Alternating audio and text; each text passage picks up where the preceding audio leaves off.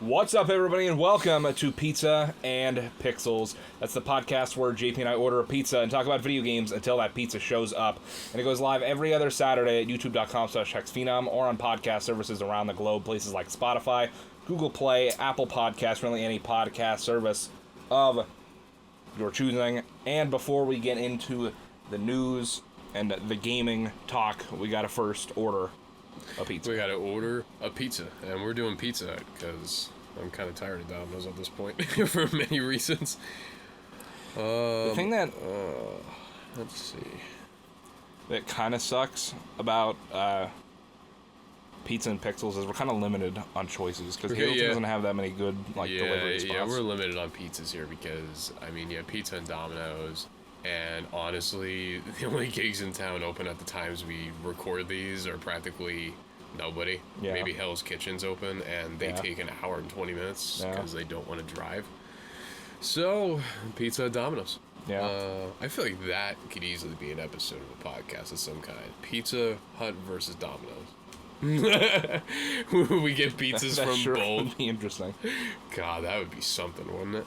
Let's see, or try one of our popular people. Should we just do, the large two-topping deal is amazing, so I'll probably just hit that. Fuck it. Fuck it. Fucking hand-tossed. Well, fucking fuck. Well, fucking fuck. Well, fucking fuck. Favorite. Choose your sauce. Do you want to get barbecue sauce on it? Doesn't matter to me. You want to play? Alright, we're going to do something outside of the box. Or wait a minute. Whoa, we can get buffalo sauce in the fucking pizza. Oh, that sounds fucking on it. delicious. Let's fucking do that. Regular cheese. Wow, there's so many options. All right, so what kind of toppings are you feeling here? That's the question. You want like one meat and one veggie? I would narrow it down. It doesn't matter to me. Damn, they all look so good. Well, pork is definitely not an option.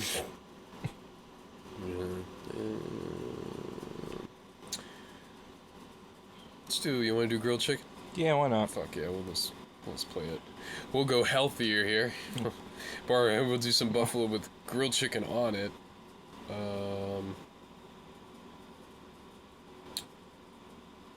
For some reason I'm craving mushrooms. Do you eat mushrooms? Yeah. You definitely.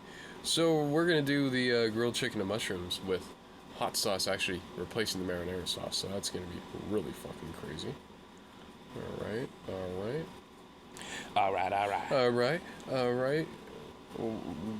Wow. I can't even... Oh. That looks like a pretty good pizza composite. I don't know why it only shows you half of the pizza at a time. Yeah, you gotta split the screen. You gotta be like, yeah. Oh, yeah. That's interesting. Special instructions, right? I love you on it. I would shit so hard if they actually did that. Go to chocolate. Do not add any of this shit. No. No add-ons, no. It's like, I want it all. God damn, this is a process, man. Alright, delivering to, not my house. The cart will be cleared. What? Well, that's that's a great way to start the episode. Well, while we're waiting for that, let's start talking about some gaming news while JP redoes the pizza. Alright, so I'm guessing I am going to replace my main address with yours for this and make it my primary since Pizza Hut apparently...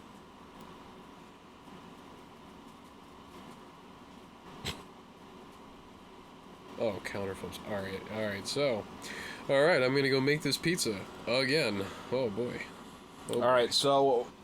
First off, we're going to talk about the new free games for the month for Xbox Live Gold members. Fuck yeah. The start of the new month is always an exciting time for Gold members. First up is Inside, Playdead's critically acclaimed puzzle platformer, the follow-up to Limbo. Also available now is Castlevania Symphony of the Night, which I'm sure a lot of people are excited for. Especially if you've been enjoying the newly released Bloodstained Ritual of the Night. I would like to call Pizza Hut out on something. That whole thing that popped up saying that I have to change my order. it still saved the other pizza as I changed my address. It's still in my cart. It never cleared. Okay, whatever. Wow. Well, that was a good update. Other than that, I got it. I got it made. Now I'm just gonna delete one of these suckers. But starting in mid-July, 2 more games will become available. The first is Meet the Robinsons, which is based on the animated film of the same name. Damn it! I have to do it. Oh my god! Fuck. The action-adventure game includes 40 missions and 6 different environments in which Wilbur must solve puzzles and battle enemies while armed with various scientific gadgets. And then the other one is Big Crown Showdown, which is the 4th and final game for the month. Available to play locally or online with up to 4 players. Big Crown Showdown pits you and your friends against each other across 3 wacky medieval worlds and 15 insane courses. So, as a recap, Castlevania Symphony of the Night is available on Xbox One and Xbox 360 from July 1st to July 15th. Inside is available from July 1st to 31st on Xbox One. Meet the Robinsons is available July 16th through the 31st on Xbox One and Xbox 360. And Big Crown Showdown is available from July 16th to August 15th on Xbox One. Well, we're not going to be able to order from Pizza Hut because no matter what I change it to, it still is my address. Like, if I hit change, it goes through the whole process again, and when I come back, it goes to the same thing again. So I can't order off the app outside of my house, which sucks. Great. Great, so I gotta order from Domino's. Fucking great. Ugh. Oh, god damn you, Pizza Hut. Fucking shit. I'm deleting their app. I mean, it's just pointless. I just order on the computer when I'm at my house, so... Yeah. Alright, so here we go. We're gonna go with Domino's. God, that deal from... That deal was pretty good. I have a free pizza available. You want to just redeem that? Yeah, that's okay. That way there's no cost to me at all besides the tip. Oh, man, I never had such a struggle ordering pizza from an app before. Oh, my God. Fucking shit. Alright, so, here we go. But, yeah, so then we'll swap over to the PlayStation Nation and talk about the July free games for PlayStation Plus. We have Horizon Chase Turbo, which is like an old school, like, 80s looking arcade racer, both modern graphics, looks pretty cool. And then it was supposed to be Pro Evolution Soccer 19, but that has been swapped out for Detroit Become Human Digital Deluxe Edition. Wow. Right. So Detroit is pretty good if you're into the Quantic Dream type, Telltale type games. But I didn't get a chance to play Horizon Chase Turbo yet, so I can't really say anything about that. But both of those games are available to PlayStation Plus members from July 2nd to August 5th. And before we go on, I'm going to let you guys know that the news is incredibly light this week. I mean, we're kind of still off the back of E3, so there's not much to talk about. But good news is I am one step closer to actually putting an order in on a pizza app. Wow. Fuck. Okay, so I'm gonna try just to recreate that pizza. I'm paying $1.25, so that's totally cool. So we have alright, so I can't get buffalo sauce. They don't do that as a main thing. So we have the normal sauce. I have cheese, premium chicken, hot sauce, and mushrooms. Alright, sounds good to me. Cool. We're gonna turn this this negative into a positive. I almost said the opposite. I would have been like, wow. We're gonna turn this positive into a negative. We're gonna turn this positive into a negative. It's like, wow, this is too much like the world. Alright, this one is for Marvel Spider-Man PS4 fanatics like myself. Marvel Spider-Man on PS4 adds Spider-Man Far From Home suits for free out now. That is pretty cool. I can't wait to actually see those suits. So, Marvel Spider-Man, nearly a year old at this point, but Insomniac Games has issued yet another free update with a pair of costumes for the Web Slinger. This time, the fresh wardrobe change in the acclaimed PS4 game is to celebrate the release of Spider-Man Far From Home, which is now in theaters.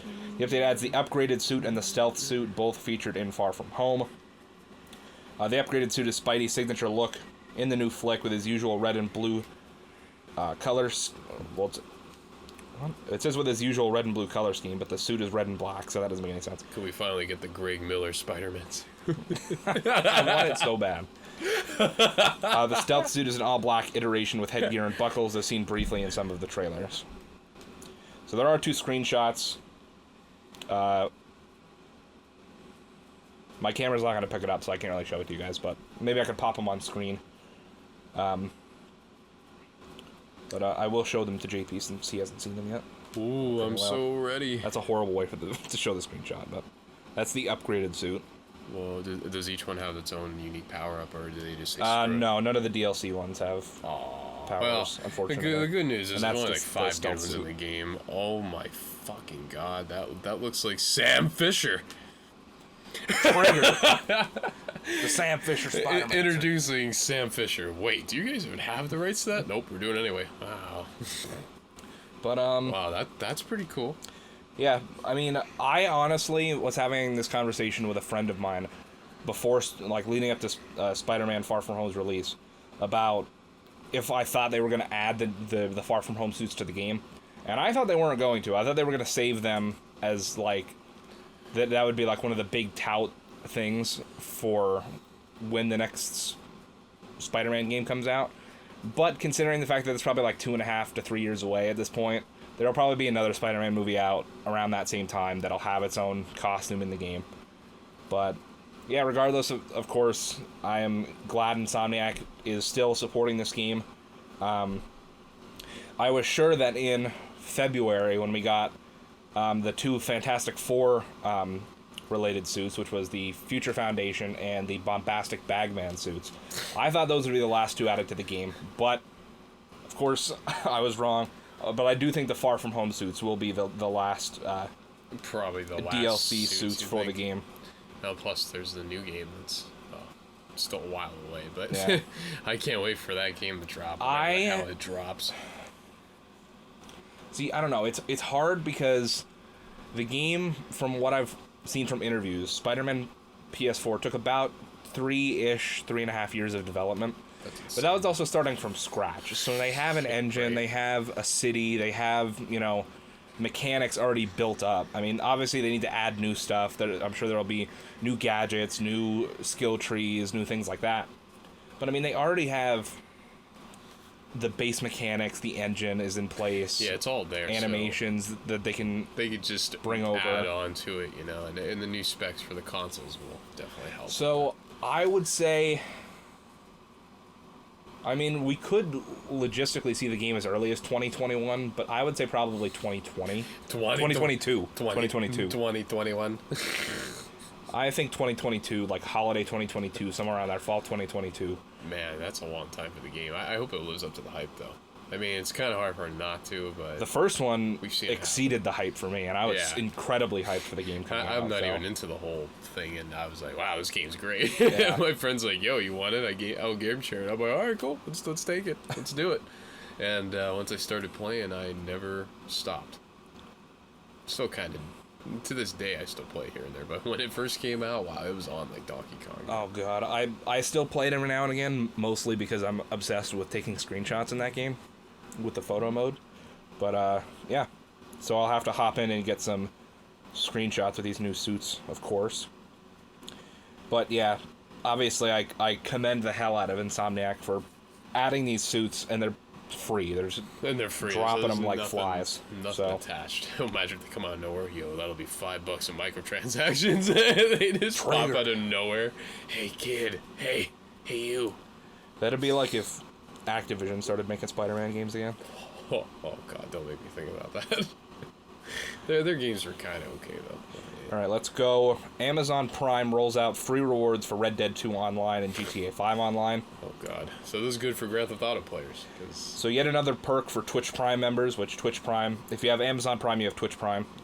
They're the same thing. You can just activate it on Twitch when you're free. Hey, you got it. So Twitch Prime loot is now available. This one involves the online modes for Rockstar's 2 most recent releases, GTA 5 and Red Dead 2. Yeah. Twitch Prime is a free perk of Amazon Prime, as we said already. As a part of the newly announced partnership between Rockstar Games and Twitch, Amazon Prime subscribers will be rewarded with exclusive bonuses and deals for GTA Online and Red Dead Online. Starting now, you can claim these rewards. For GTA Online, your loot drop will contain $1.25 million holy shit, that's and bonus GTA dollars on all purchases of Shark cash cards. I don't know if that's permanent or if that's just limited, it doesn't say.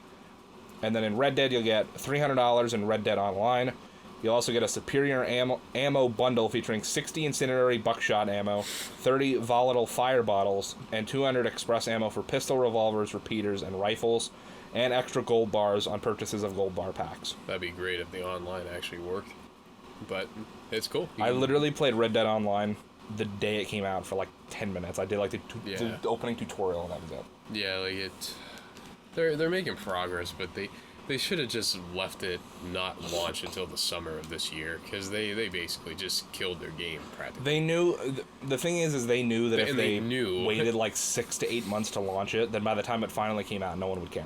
I mean, no one cares now anyway. No one cares now anyway, so they should have just done it. I guess they figured maybe it would be the lesser of two evils. I don't know. Plus, people could have grinded the campaign. Now people grinded the campaign way too early, and now they're like, there's nothing to do. I mean, I still have to finish the campaign. I played like maybe 5 hours of the campaign, and I was done. I enjoy the campaign. I wish Rockstar thought about it better with the online, because it's not that hard to just copy-paste Grand Theft Auto Online to the RDR, but apparently it is, and now that killed it, but... I don't know, I'm hoping they'll bring in better modes and... Yeah, like, I have hope that more original things like that. Yeah, like, they'll bring the whole universe and a bunch of events, and once the online shapes up a little better, I will definitely jump on it. I think for now, I'm just gonna finish the campaign and see where it goes. Yeah, but apparently this is a new partnership. Comes right on the tail of Twitch announcing its plans to celebrate Amazon Prime Day. So Amazon Prime Day? What? Yeah. Wow, okay. That's interesting. Usually just like a 24-hour period where there's like a bunch of crazy sales on just a bunch of random stuff with Amazon for Amazon Prime members. But yeah, so it's likely that we'll see future loot drops for GTA and Red Dead over the coming months. Usually the Twitch Prime things last usually about a month at a time. I think this loot drop is only available until the end of July. I don't know if it says... It doesn't say in this article here. But yeah, if you have Twitch Prime, I would hop on that. I'd get right away. on that. But with that being said, we're going to move on to this article that I don't even know the context of this, but just the headline made me laugh. All I see is EA struggles, and I can already imagine what this article is about to be. Oh God, is it good or bad? It's bad. Oh Jesus Christ! EA struggles with the perception that, quote, we're just a bunch of bad guys. Wait, what? They're struggling with a quote? So, this article is by Eddie McCooch over at GameSpot. He writes, one of publisher Electronic Arts bosses has spoken up to talk about how, after 25 years with the company, he continues to struggle with how EA is often perceived as, quote, a bunch of bad guys. A publicly traded company with thousands of employees around the world, EA is among one of the world's largest, oldest, and most established gaming publishers. EA's EVP of Strategic Growth, Matt Bilby, explained to GI.biz Matt Morgan that when EA makes mistakes, these issues are blown out, due in part to the company's size and scale. He said, quote, 25 years at EA and I still struggle with the external perception that we're just a bunch of bad guys, Bilby said. I mean... We love making and playing games. Unfortunately, when we make mistakes on games, the world knows about it because it's of a size and scale. Well, it's because they're EA and they're not turning it around. That's mainly it's why. It's mostly because, one, the bad stuff that they do is a big deal. Fucking horrible. And two, it's because they do it over and over and over again and don't learn. I swear, there's like no... Like, if there's a Star Wars Battlefront 3, I hope Disney just goes, guys... Don't even put it out. Like, we kind of missed the train on it because of kind of how our recording schedule worked out, because we did the E3 episode and then I gave that a week to settle because it was like a 3-hour podcast. It was fucking insane. And then the podcast we've done. Then we did HPJP show last week where we talked about that was like CTR nitro fueled, like almost exclusively, but I didn't upload that because my sister was in town, so I didn't have time to edit it or anything. So that'll be going up this Saturday when we're recording, and then when we're recording this will go up next Saturday. So we kind of missed out on the opportunity to talk about it. But I don't know I don't know if you heard about this. But EA and representatives from EA and Epic. Oh, I think I know where this is going. The British Parliament or whatever, and they were talking about loot boxes. Okay, never mind. I don't know where Epic this is going. We're just so, like, just trying to bullshit their way through it. And, like, there was a couple people in the British Parliament that were like, I don't know why you're bullshitting us, because it makes it look like what you're doing is way worse than it actually is, because you're being so, like, skeevy and snaky about it. But the lady from EA... like, what? The lady from EA is like, we don't call them loot boxes, we call them surprise mechanics. And people actually really like them. And when she says that, there's, like, videos of it. When she says that, you can hear some of the people from Parliament, like, scoff and start laughing at her. And I'm like... Yeah, the sad part is EA are at the forefront of what is wrong with gaming. They are right there. Obviously, camping on that's the front not what lines. EA actually thinks. They're just saying that to Parliament because they think they can bullshit these old-ass people that don't give a shit. You know what I mean? It's just funny how they're like, why bullshit? We already know what the fuck you're doing. Yeah. Like, come on. It's because they don't want them to get their loot boxes banned because they know that people buy fucking FIFA packs until the day they die. The cows come home, the day they die. Whatever fucking phrase you want to use, yeah. When the pigs fly. People buy the FIFA Ultimate Team packs, the Madden Ultimate Team packs, loot boxes, and whatever the hell. Apex. It's the bee's knees, man. Star Wars. Yeah, I heard a rumor that EA is very much considering, or Disney is going to do it on their own to get Star Wars Battlefront 1 and 2 from Lucas Studios remastered. That's apparently a talk now that remasters are a huge thing. They're like, well, since the Battlefront series went to shit, why don't we give people what they want? I could be wrong, but I could have swore that I read that Disney reopened LucasArts. That might have something to do with that. Yeah, I heard something that they're like working on the down low, and they don't. Well, obviously, we all know they don't like EA. That's who likes EA? I mean, if you you're a very small crowd. Around like last summer, I think, it was some point after the Star Wars Battlefront 2 controversy, where the CEO of Disney was like, "Oh, we don't really have any problems with EA. They're doing okay." Really? And I was like, first of all, I mean, realistically, if you're the CEO of Disney, are you gonna come out and be like, "Yeah, fuck those guys," when you have a fucking exclusivity deal with them? Honestly, I think I would just take that and say fuck it, because I feel like I would have, if I was Bob Iger from Disney, I would have bought out the contract already. Yeah, I would have bought the contract out, and then I would have talked shit. Because could you imagine if he had an interview and he's like, well, EA is honestly pretty horrible. I don't know what we saw in them. And then they go, well, we're looking for a new developer. Everybody would, like, for one, the gamers would be like, yeah, fuck you, EA. And then two, like, everybody would come right to that CEO's door and be like, I want to make your games. I want to make them now. Yeah. Although, to be fair, Star Wars Jedi Fallen Order looks really Fallen fucking Order good. Looks very good. It looks like a mix of, like, the most recent God of War. Is it made by EA?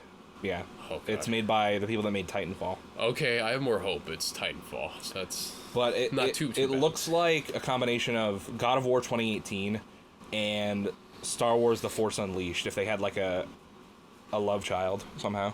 Honestly, if they ever... That's what it reminds me of. If they did a remaster thing where they did Star Wars Battlefront 1 with Star Wars Battlefront 2 stuff in it, or vice versa, however they want to do the engine, if they did that, and they did Knights of the Old Republic 1 and 2, I feel like they would literally be swimming in fucking money. Yeah, but EA... EA never does that. EA would be like, oh. When was the last time... has EA even done, like... When was the last time they did a remaster? I don't think EA even did a goddamn remaster besides maybe Burnout. Yeah, I was going to say, is Burnout EA? But Burnout Paradise wasn't... The original game was them, but that doesn't mean they didn't make the... I don't even think their name is... I don't know if they did. I don't know. Yeah, I think... I forget what studio made the remaster. EA's on it, though, obviously, but they had nothing to do with the remaster. They're probably like, money... Because other than that, I can't think of a game that EA's like remastered in the past 7 years. On their own accord. Imagine if LucasArts remastered it through EA. That'd be really weird. I don't know. I think the Star Wars license. I think LucasArts is owned by Disney, so I don't know. They would have to license it out to LucasArts, which I mean, whatever. That's a whole convoluted. Yeah, that's a whole convoluted thing. Regardless, I gotta say though, I'm looking forward to the Fallen Order thing just to see what happens. I'm not gonna buy it, but Yeah, I'm definitely gonna wait. I'll probably wait until it goes on sale or something. But getting back to the article, it says when EA's Star Wars Battlefront 2 ignited a controversy in 2017 over its implementation of loot boxes and microtransactions, which were removed before the game's public release. The discussion kicked off a global examination of loot boxes in video games that continues today. The title might have been embroiled in controversy, but it shipped a gargantuan 9 million plus copies in its first months alone, making it one of the most successful Star Wars games in history. It's a similar story to EA's Battlefield 4, which had a rough launch but was also hugely successful from a commercial perspective. Also in the interview, Bilby spoke about how EA, as the company grows larger and larger, faces the perception that it becomes disconnected from new and original ideas. That's where the EA Originals program comes in. The label is behind titles like A Way Out, Faye, and Sea of Solitude, along with more games coming up in the future. Quote, EA Originals is our opportunity to connect with the talent and those smaller ideas. When you are part of a big company, it's too easy to fall into the trap where when you see a game concept, it has to be big, he said. The notion of actually coming up with a small, unique game ideas, we know from the work that we've been doing on our subscription business that gamers will play a FIFA or a Fortnite. The same guy is coming. Redemption Part 2. Gamers will play a FIFA or a Fortnite. They have one main franchise, but then they want breaks from those games to play something that's maybe 5 or 10 hours long. Cool. So basically, this guy is just saying... So basically, this guy's trying It's basically just PR talk. It's like, oh, hey, you know, we know that people hate all of our games, but we have this EA Originals thing, which is games that we don't really make, which are actually good. Yeah, like, to me, it just sounds like this guy was, like, paid or something, or comped heavily to say these things. Like, well, you see, they think we're just a bunch of bad guys. It's like, okay, but I mean, well, what's your rebuttal? realistically, I mean, especially because he's such a high, like, he's a higher up guy. I mean, he's not going to be like, yeah, we're fucking stupid, we're fucking trash. Dude, that's like Vince McMahon going, yeah, our product's horrible, yeah, but we're trying to fix it, but we're still the best. That's exactly what it sounds like. Literally, this entire interview is just PR talk. But now, if this was like a QA guy and a main developer and maybe some lower employee, like a group of people being like, well, you see, it's not all bad, and yeah, it just sounds like PR talk. The funniest thing is he says, quote, 25 years at EA and I still struggle with the external perception that we're just a bunch of bad guys. Yeah, that people only started thinking EA was bad guys in like 2011. Yeah, like 2010, 2011. Yeah, that was the first thing that threw it off because I'm like, you've been there for 25 years. It was like right after Skate 3, kind of that next like rush of releases, because I think that's around when they started doing like the FIFA Ultimate Team. That's right. And a couple years later, they put it in Madden, and once they realized it was making a fuck ton of money. That's right when they became corporate greed. That's exactly. And what that's happened. around like when the PS4 launched, is right when. Yeah, loot boxes started getting super popular and all like, that bullshit. I think EA, broken down looking at EA, I think they're a great company based off of the track record from the past 25, 30 years. But the last generation is where it gets really it's especially everything in this, almost everything they've done this generation has been flop after flop after bad decision after bad decision. Battlefield 5 was another great example of how they fucked up a great game. It's just like, it's kind of like their mind's in the right place, but their morals are like in your fucking wallet. That's the crazy thing. That's the fucked up part. It's like they're kind of there, but they're not. They had a great opportunity with Battlefield 5. They really did. They had a great fucking opportunity. And then between them, like, the developers getting into arguments with all of, like, the SJW fucking people, and, like, fucking women with fucking prosthetics can't fight in World War II. I mean, and all that bullshit, and then they started responding to fans with like, well, if you don't like our game, then don't fucking buy it. And then people didn't fucking buy it. Yeah. Like I really think they could have had that opinion, but I think they go out and tell people not to buy it.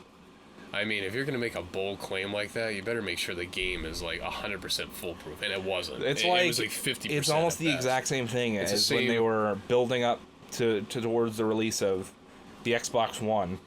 And the Xbox head at the time, like I think it was, I don't remember, he was being interviewed by somebody. What if we're not online? That's why we have the Xbox 360. Yeah, that's exactly what I was going to say. It's like, oh, well, you know, it was like, it wasn't even just like, what if people don't have online? It was like specifically structured as a question. It was like, well, you know, a lot of people in like military bases that don't have access to the internet or that are, you know, overseas, they play Xbox 360 a lot. This was a straight shot like to the military practically. And so they're like, so what do you have to say to those people about the Xbox One? Like, they're not going to be able to play. And they're like, oh, well, we do have a product for those people. It's the Xbox 360. That was like, and it's just like, that was like... That's essentially what EA is doing. And then the Xbox One undersold. And I don't know if that had something to do with it in the beginning or what. Oh, it 110%. It probably did. Because it was up rough. until... Because it isn't one of the most infamous things to me, like in gaming history. E3... 2013. We're leading up to the launch of both of the consoles. At this point, Xbox is still doubled down on TV, Connect, fucking, you gotta be online every 24 hours, you can't fucking share games with your friends. You can't do Family Pet, you can't do any of this crap. And then PlayStation's like, here's what you want. At PlayStation, the next night, comes out, does their E3 press conference, they throw so many fucking shots at Microsoft. Yeah, it was... Especially with, like, they literally had, like, a 5-second video. They're like, here's how you share your games with your friends on PS4. Oh, this was great. And it's just... this was... Actually, give me that PS4 game. We gotta make this as on point as possible. Here's how you... It'll just be black screen. Here's how you share your games with your friends on PS4. Here you go. And then they both smile at the camera, like... It's like... You can totally just film that with like 10 hours left before it. Guys, Marty, I know you're the janitor, but you gotta do something big here. This is your time to shine, man. More than the floors. And then on top of that, like, half of the stuff in their press conference, you can tell that they just added on from like all the shit Microsoft was talking about during their press conference. Because I remember there was like a whole slide of their press conference, the PS4 press conference, that they were like... just slandered Microsoft. It was great. It was like... PS4 fully supports used games and the resale of used games. You can trade games with your friends, keep them forever. Or you could do family plans. Or you can sell them or whatever. The crazy part was they're like, you can game share. That was like a no-no drop in the world at that time. You game share? You mean you pirate video games? They're like, you can game share? And everyone's like, it was just like... And then they're like, moving. You don't need to be connected to the internet every 24 hours. Your console will still continue to work without internet. Yeah. And they just keep dropping all these things. And then the last thing is they announced the price, that it's $100 cheaper than the Xbox One, and it comes out a week before the Xbox One, and everyone goes fucking ballistic. Literally, at that point, it's like when you're at graduation and you want to throw your cap in the fucking air, but you gotta wait. That was like the moment where everyone just threw their shit, and they're like, woo! Whoa! Oh, shit! No, yeah, for real, though. 2013's E3 will forever be known as the E3 where Microsoft got shut up entirely. But it's crazy when you think about the fact that that was June like 12th, let's say. Something like that. They are 5 months from launch of this console. Yeah. And it was like 2 weeks after E3 where they were like, we fucked up, and then they released a press statement where we're like, hey, we know we fucked up. Here, we're turning back all the DRM. You can play offline. You can do that. Your console won't brick if it's not connected to the internet. You can, used games are okay. You can fucking buy them. But yeah, fucking TV is still a good thing, and fucking the Kinect, that's a fucking great thing. Yeah. And then they dropped the Kinect like a year into the thing. And then they dropped it. And then they made a new Kinect. I don't even think that... I could be wrong on this, because I don't know. I'm not super familiar with Xboxes, but I think some of the newer model Xboxes don't even have the TV port anymore. I don't think so. I think it's now. I could be wrong. I think they went right to... You can still get the TV port for it, but I think the new version, there's a connector piece for it. Well, now that I think about it, maybe, I guess it would still be there, because they probably just still use the same motherboards and everything. Yeah, so it probably is still there, but... it was insane, that E3 though, because like I just pictured Major Nelson just laying on the ground and just a bunch of knives just throwing, just falling. It'd be kind of like if you guys are familiar with like Jigsaw that came out. Like there's literally a trap inside of a pylon, and essentially the corn falls on them. So in this case, Major Nelson would just be strapped to the floor, right at E3 on stage. And up top above him would just be a bunch of shit that people don't even know what they're throwing at. They're just throwing it right over the edge, and it's just falling right onto him or around him. And near the end, dude, or another good comparison, It was like watching Crash Bandicoot and Crash Bandicoot 1, where you play a level where they make you miss 85 to 100 boxes and he just gets murdered at the end. That was exactly how I felt. That's how it looked, was just crack, crack, crack, crack, crack, crack, crack. So, it was insane. But, you know, going back to the main topic of it, I mean, like, I don't know, man. I swear, like, some game companies or just console developers, like, they think that it's like, this is what you want. And they probably put out surveys and people are like, no. And they're like, this is what they want. The thing is like, I would love to have been a fly on the wall for like the couple of years that Microsoft was like building the Xbox One in-house. Like, how did they think that any of that was a good idea? Like, I would love to like see like a documentary on that. Because like, how the fuck could you get 4 years into a console's development and then turn it all around in 5 fucking months practically? Well, try to. I mean, I don't really know. There's no excuse for how it's insane. Dumb it like, was. How could you think that, especially with how, I mean, even 7 years after the launch of those, well, I mean, like 6 years after the launch of those consoles. To be fair, Vince McMahon started the PG era of WWE and never went back for another 10 fucking years and thought the same way. So, and now he's forced to turn it around. So it's crazy. Like 6 years later, there's still so many places that people play games that don't have stable internet or don't have internet at all. Like it's like, how could you think that that was a good idea to be like, oh, people that don't have internet, yeah, no, fuck you. You can't. You could buy our console, sure, but you won't be able to use it. That's exactly what happened practically. There was like, well, and it's like, how could you think that's a good idea? Like, can you imagine that Major Nelson? What are we gonna do if they don't have internet? Fuck them. That's probably exactly what he said too. Like, damn, man. And then sitting there thinking, it's like. And I remember when the consoles launched, because it was PlayStation 4 was November 15th, 2013, and then Xbox One was November 23rd, 2013. And I remember the Xbox fans were so hyped because both consoles sold out of their initial shipment on day one. So they were both even at like 1 million units sold. But then even just in like the month and a week to the end of the year, the PlayStation had already sold like 8 million units. And the Xbox was still like 3 million, it was like 2 or 3, something like that. They got fucked from the start. I was like, it's just, I mean, the bottom line, listen to your fucking fans. Put out surveys. I don't know, just something. And if you don't listen after that, it's totally. But we kind of got off on a tangent talking about Xbox and PlayStation. But well, I mean, it all goes. But EA doesn't. It's the same. EA doesn't care. EA doesn't give a fuck. Yeah.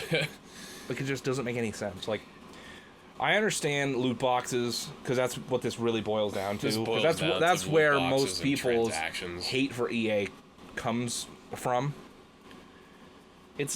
I understand that they make a fuck ton of money off of it, and that's whatever. I understand business, but there has to be some sort of way to make them less egregious or take them out entirely and still be able to make that money back. Because I mean, we're outside of the realm, for most games at least, of like legitimate expansions and DLC packs, and instead it's just like, oh, well, we'll give you this new content, but it's all behind loot boxes. So instead of paying $20 for the expansion, you can pay $20 to maybe get one of the new items possibly out of the loot box, but then the other like 45 items are still behind the loot boxes. It kind of reminds me of what Capcom did with Street Fighter and all that crap, how they had locked characters on disc behind a paywall for the season pass, but they were on the disc. Mortal Kombat did that as well, for Mortal Kombat 10 and 11. Like Capcom, yeah, it's just like, I don't know, it's becoming like such a laundering problem in gaming. It's ruining gaming. It really comes down to, again, like, I'm not a business person, and then there's paywall. And I know there's like investors and all that bullshit, and they're like, oh, well, we did so good this quarter that we gotta keep it up in the next quarter. And it's like, obviously a game releases, and under normal circumstances, if they don't have a fuck ton of microtransactions, the best quarter for the year is going to be the quarter that game comes out, because that's when most of its sales are going to come in. But it's like, the thing I feel like there could be a way to offset the need for microtransactions if they raised the price of games. Because, I mean, realistically, we've been paying $60 for games for like 15 years now. Yeah, because it went from 40 to 50 to 60. It was 60 at the start of like the 360 generation. Yep. Yep. And then people thought it was going to increase when the PS4 came out. It never did. Yeah, thank God. But development costs keep getting higher and higher. And I mean, that's just how inflation works. Yep.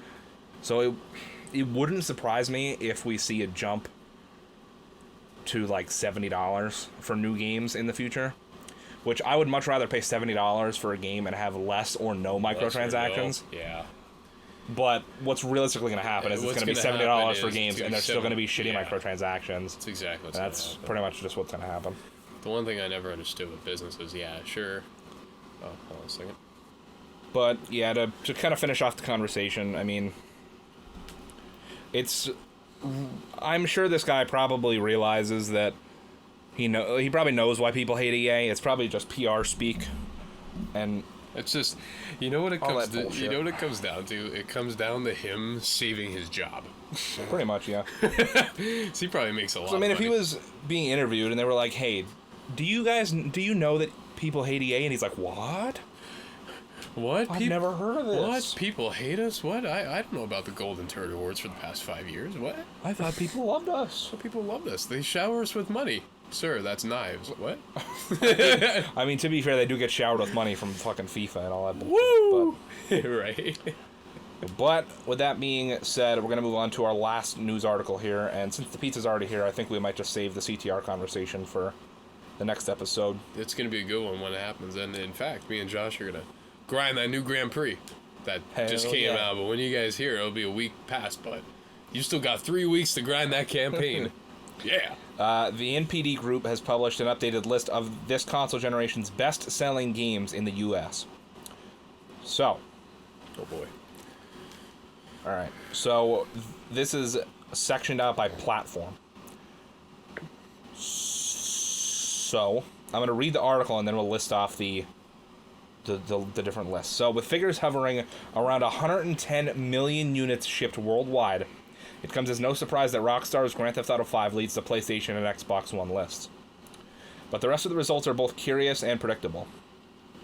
Matt Piscatella, a video games industry analyst for the NPD Group, posted a series of tweets revealing the lists. There are a couple of things to note. First, the list is life to date through May 2019. Second, while the PlayStation 4 and Xbox One lists include digital and physical game sales, 9 out of the 10 Nintendo Switch games, with the exception being Mario plus Rabbids Kingdom Battle, do not include digital sales. On the predictable side, both Marvel's Spider-Man and God of War from 2018 take up the 6th and 8th spots respectively for PlayStation 4, with Marvel's Spider-Man claiming the trophy of Sony's best-selling console exclusive this generation. Not bad. Rockstar's magnum opus, RDR2, finds itself in the 2nd spot on PS4 and 5th spot on Xbox One, though every game on the Nintendo Switch list is a console exclusive. Mario Kart 8 takes first place over both Super Smash Bros. Ultimate second place and The Legend of Zelda Breath of the Wild clocking in at third. I'm not surprised at all. What's curious, though, is while Call of Duty is a successful franchise, 5 different entries, 2017's World War II, 2015's Black Ops 3, 2018's Black Ops 4, 2016's Infinite Warfare, and 2014's Advanced Warfare take up 5 spots in the Xbox One list. 2017's NBA 2K18 sits in the 9th spot on PS4. DICE's Star Wars Battlefront from 2015 occupies the 8th spot on Xbox One, and strangely enough, a single console exclusive even lands on the list. Destiny 2 does come in a solid 10th spot on Xbox One, though. That's kind of a lot of word soup. I don't really like how that was worded out. But we're going to read off the list. That was a throwback. Some word soup going on here. We're going to read off the list in a more chicken noodle soup, easier to swallow fashion. So we're going to Nintendo Switch first. So, the best-selling game life to date on Nintendo Switch is Mario Kart 8 Deluxe. Then we have Super Smash Bros. Ultimate at number 2. Number 3, The Legend of Zelda Breath of the Wild. Number 4, Super Mario Odyssey. Number 5, Super Mario Party. Number 6, Splatoon 2. Number 7, Pokemon Let's Go Pikachu. Number 8, Pokemon Let's Go Eevee. 9, Mario and Rabbids Kingdom Battle. And at number 10, New Super Mario Bros. U Deluxe. So, like the article said, every single Nintendo Switch game, unsurprisingly on this list, are console exclusive. I mean, it's not surprising. Yeah, it's so Nintendo for PlayStation 4, number 1 we have Grand Theft Auto 5. Fuck number 2 we have Red Dead Redemption 2. Number 3, we have Call of Duty World War II. Number 4, we have Call of Duty Black Ops 4. Number 5, we have Call of Duty Black Ops 3. Whoa! Number 6, we have Marvel Spider-Man. Number 7, we have Call of Duty Infinite Warfare. That's only because of Modern Warfare, most likely. It really makes me sad that Infinite Warfare is above God of War. Yeah. But number 8 is God of War. Number 9 is NBA 2K18. And number 10 is Battlefield 1. Don't you worry, Josh. Don't you worry.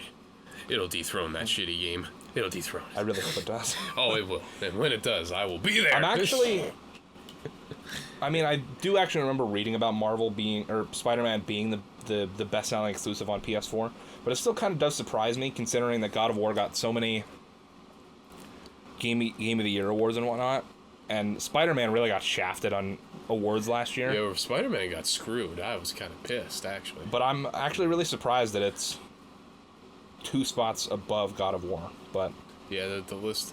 See, like, the thing that's dumb is it's like, we all know Call of Duty is going to take up half this list. Yeah. I mean, that's why I'm like... I'm also kind of surprised that, like, there's not more PlayStation exclusives on here, especially considering how beloved the exclusives are, especially this generation. Like, I mean, you're missing things like Horizon Zero Dawn, Uncharted 4, Uncharted Lost Legacy, Last of Us Remastered. I thought Uncharted and Last of Us would be on it. I mean, those are fucking... I thought definitely Uncharted and Horizon Zero Dawn would be on there. I thought Crash Bandicoot would actually even be on there. Or Spyro, right? Because those games sold so fucking much.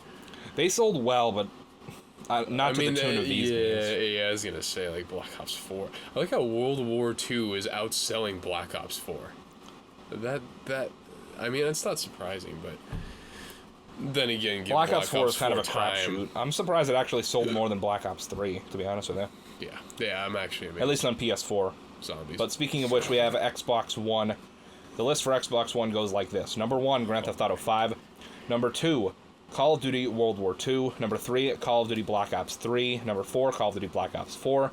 Number 5, Red Dead Redemption 2. Number 6, Call of Duty Infinite Warfare. Number 7, Battlefield 1. Number 8, Star Wars Battlefront 2015. Number 9, Call of Duty Advanced Warfare, and number 10, Destiny 2. That was so there's not a surprising. single Xbox One exclusive game on there. Which, granted, they haven't... I mean, I'm surprised that there's not at least one Forza game on there, to be honest with you. It kind of begs the question, why do we still do exclusive games? I mean, we all know Halo's going to be on PlayStation. We all know they're going to start flip-flopping series. There actually was a story that came out a couple weeks ago, around the same time as the EA... surprise mechanics bullshit. Yeah, because there's no difference between Phil Spencer, who's the head of Xbox, said that they actually did try to work out a deal with Sony to put Halo the Master Chief Collection on PS4. I think that, but Sony denied it. I think honestly, by the time the PS5 and the new Xbox comes out, I'm hoping might be there.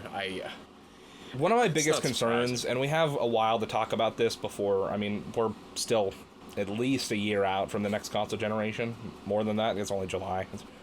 We know for a fact that the Xbox Scarlet is coming out holiday 2020. We assume PS5 is going to come out at the same time. They might do the same thing last year, 1 week early. I have a feeling they might try that, just for the hell of it.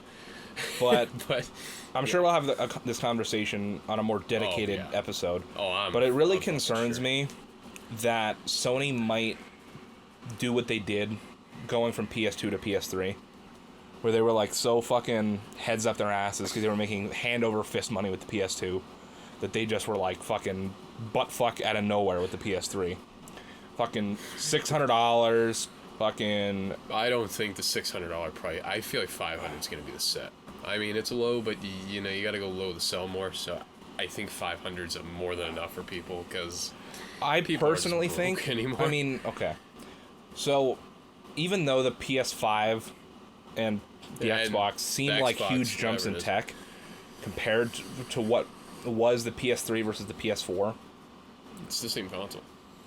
In a way, yeah. It's just it's more powerful, faster clock speed, things like that, more RAM, but that's all consoles are probably going to be from now on, honestly. But yeah. But I mean, like with the SSD especially, and like what that brings to the table. I mean, it could do a lot. It really could. That could change it entirely. I think, I don't know about Xbox, but I think PlayStation might, if they're smart, I think they could actually sell it out of the gate at $400 because or $450. $450 might do it. Maybe. It really depends how far they want to go. But the thing is usually when consoles launch, usually the console maker, whether it be PlayStation, Xbox, whatever, they usually take a loss on the sales of the consoles for the first like year and a half until they can start getting them cheaper.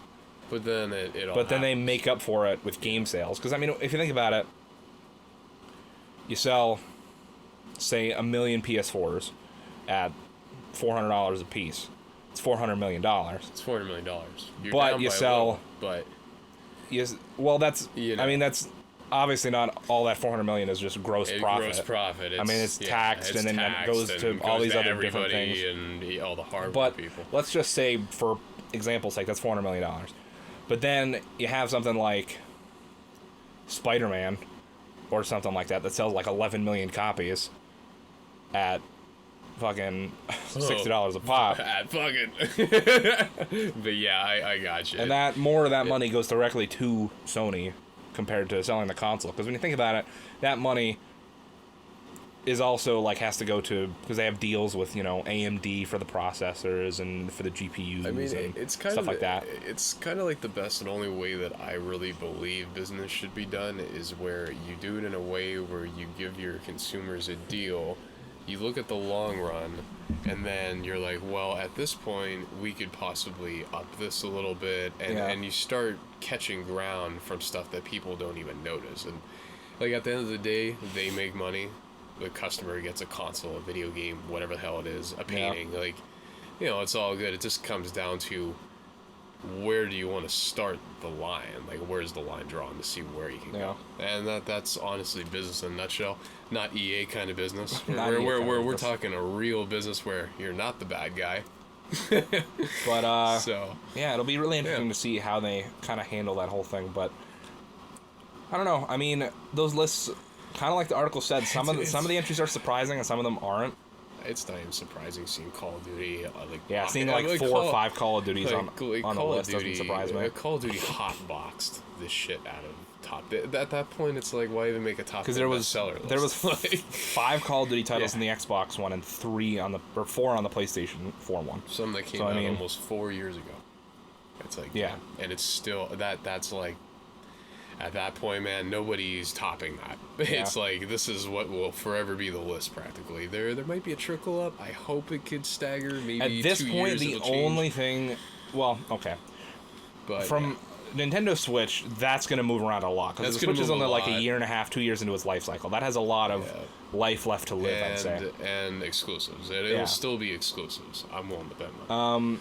The only thing really that I could see swaying anything on the PS4 side is The Last of Us Part 2. I hope Infinite Warfare goes down 1 or 2. That'd be great. Yeah. But that's not. I think the only other thing that'll burst into the top 10 would be Last of Us 2.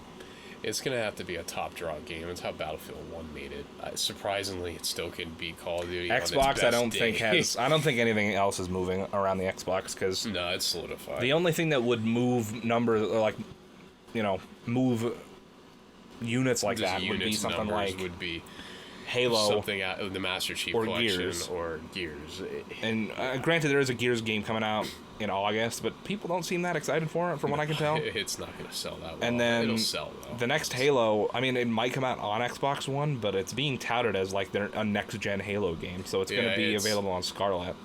So the sales are going to be split between the two consoles.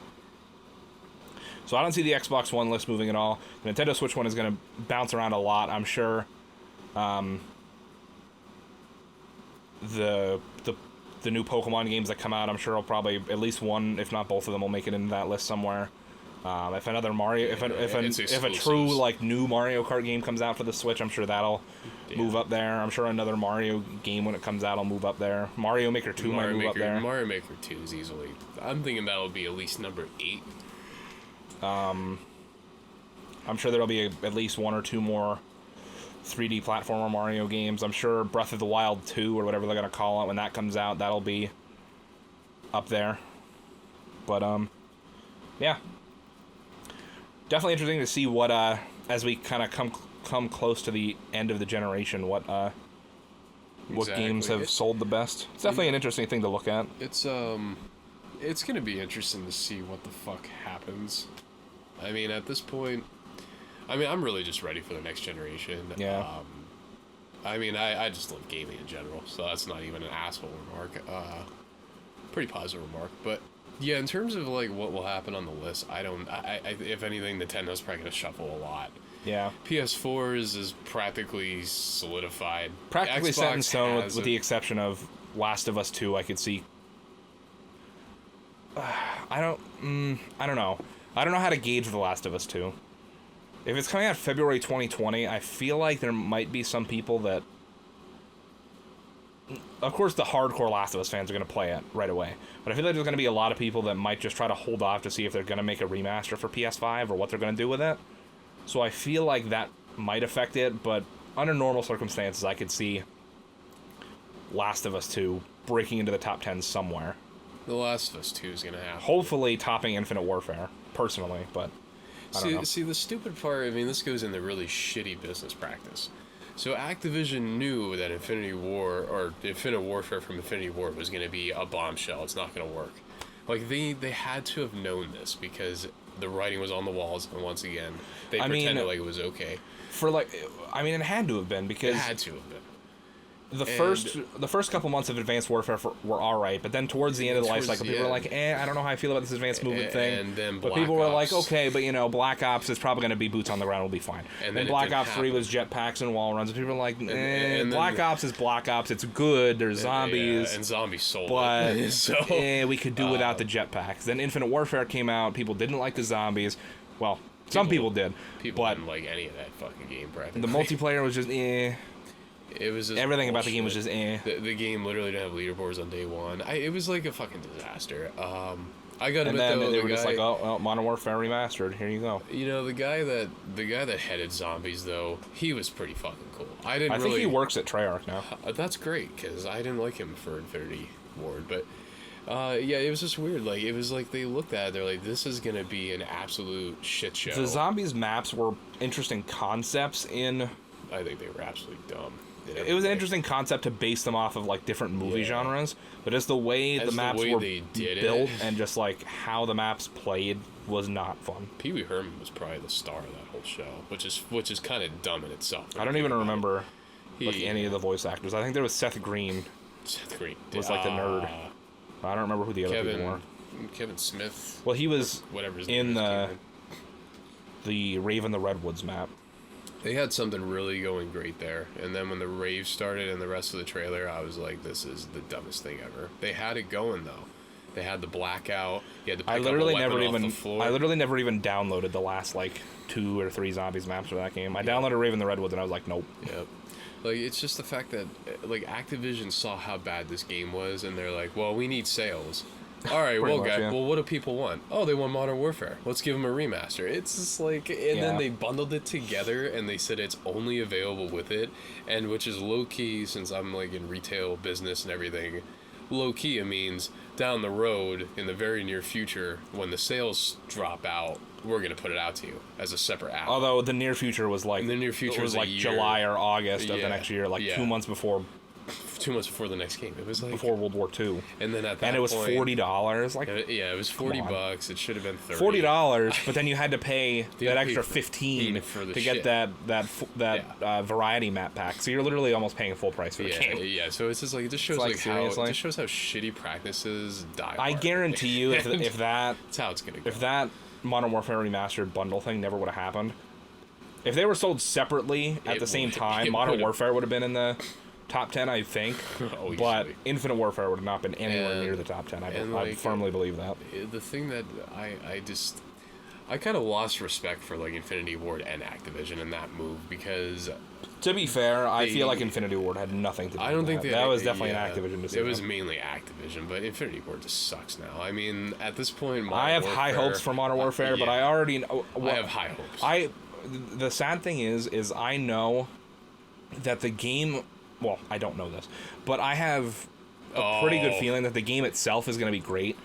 But then after a couple weeks, they're going to be microtransactions out the fucking ass because they know this game is going to sell like fucking hotcakes. Because so I know it's Modern Warfare, Captain Price is back. I'm sure as we get closer to fucking release, we're going to see Soap and Ghost and all the nostalgic ass characters, and there's going to be remakes of old maps. And I gotta admit, the one thing I'm iffy on though, they are holding out on any form of gameplay, which is not a good sign. I feel that way, but at the same time, I think the main reason they're doing that is because I think it was mostly because Sony has the marketing rights to it, and Sony wasn't going to E3, so Sony had to figure out a separate event to host. To show the gameplay at. It's practically at crunch time. The beta's probably gonna start. Like everyone's. I think what's gonna happen is since we're at like such a weird point where this is definitely like the latest we've ever gone into a year without seeing Call of Duty gameplay. It's really making people tweak the fuck I think what's gonna happen is they're gonna hold an event in a couple of weeks, maybe the end of July, beginning of August, where they'll show gameplay of all the modes. So they'll show like a campaign mission, or like it'll be like a hour and a half live stream or so. And they'll, show like the campaign mission or two that they showed the press like fucking 2 months ago.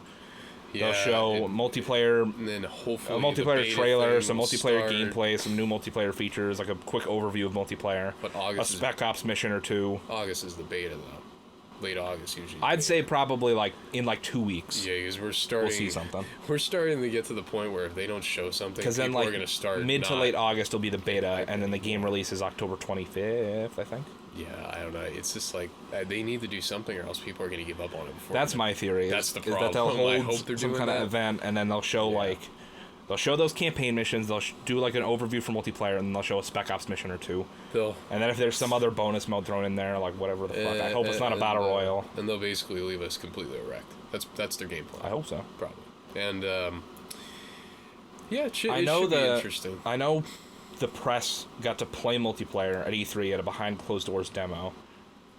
So I feel like we're not... So the game's like in a playable state. There's just... I don't know. It has to be something with Sony is the reason they're not showing it. Because I'm sure that event that they hold where they reveal everything is going to have Sony fucking plastered all over it. PlayStation logos as far as the eye can see. It's going to be like Retro Stadium in CTR. Pretty much, yeah. Out the ass. PlayStation. Oh, yeah. But with that being said, guys, thank you so much for tuning into this episode of Pizza and Pixels. And, of course, this is the podcast where JP and I order a pizza, talk about video games until that pizza shows up. And it goes live every other Saturday at youtube.com/HexxedPhenom or on podcast services around the globe, places like Spotify, Apple Podcasts, Google Play, really any podcast service of your choosing. With that being said, guys, until next time, another one bites the crust.